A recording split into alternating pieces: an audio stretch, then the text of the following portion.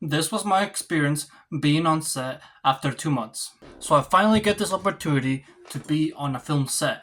And so I want to do everything I can to make it as perfect as possible. And so I start preparing. What do I do to prepare? I maximize my health. I've given this example before, but if I can describe performance to you, it would be kind of like a boxing match where you prepare as much as possible, you get your health in check, you spar, you do your pad work, you do all sorts of preparation, but the only moment that actually counts is the moment of performance.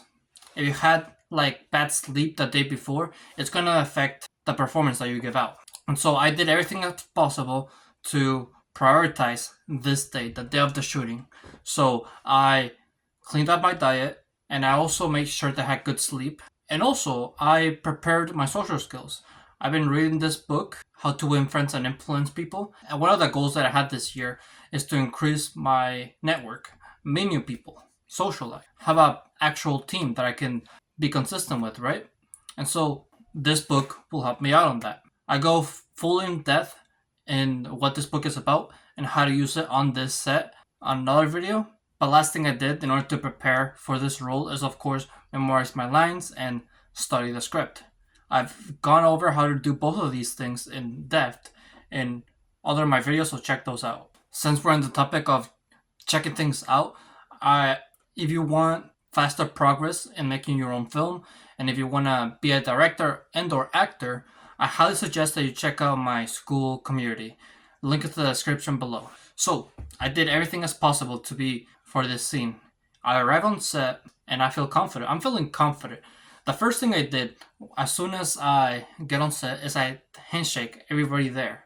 Even though I didn't know anybody's personality, even though I didn't know who anybody was, I just knew that director and I didn't even know how she looked like. So I didn't even know what I was getting myself into. But I did a handshake to everyone.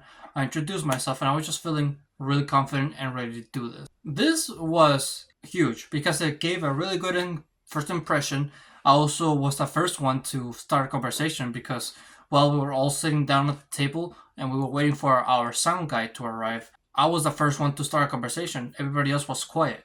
To give you more context, this was like a group of people, like film students, around probably like 16 to 21-year-olds. So yeah, you can expect some teenagers to be awkward and act quiet whenever they're meeting strangers, right?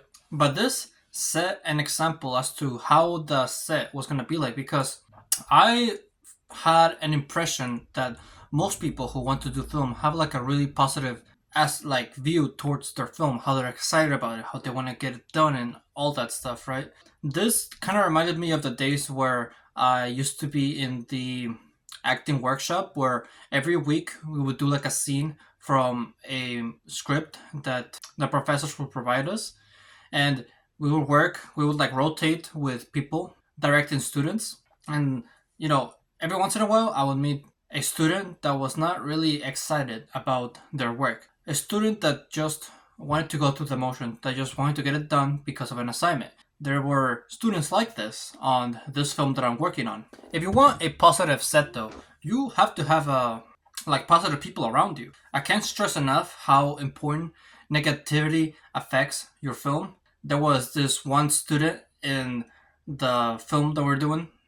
I'll just tell you the name of the film that we're doing. That way, it's easier for me to reference. But the film that I was there for, that I prepared for, that I'm talking about right now, that I've been hyping up this entire video, is called Camp Hookah Matata. Now, first off, one of the things that stood out to me is not only the negativity that came from other people, because the sound guy was being late and others were getting frustrated, like, oh, where is he?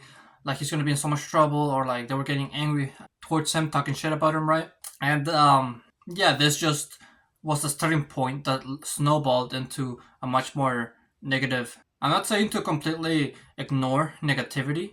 Negativity could be beneficial because you can learn from it, right? Just keep in mind on where you release this negativity, right? Because if you release it around actors, what do you think of an impression that gives you? If any of the crew that I worked with on that set is watching today, I just want you to take this as a learning point that, your crew's being negative and there's just like a bad mood.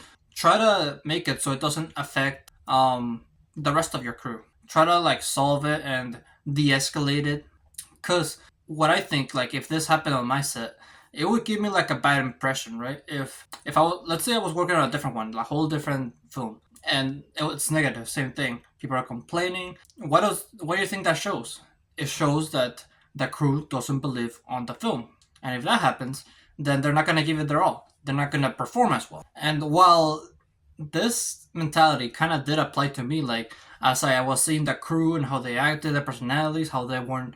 Not everyone was like completely as excited about the film. That made me think like, oh, maybe I shouldn't try as hard because other people are not trying as hard. So main takeaways I got from this experience is pretty much be positive, socialize, and always give it your all. Just because the circumstances might be shit doesn't mean that your performance has to be shit. So with that, thank you for watching this video. If you liked, don't forget to leave a like. Subscribe if you're new, if you like my channel. And always remember to live your life like there's no tomorrow.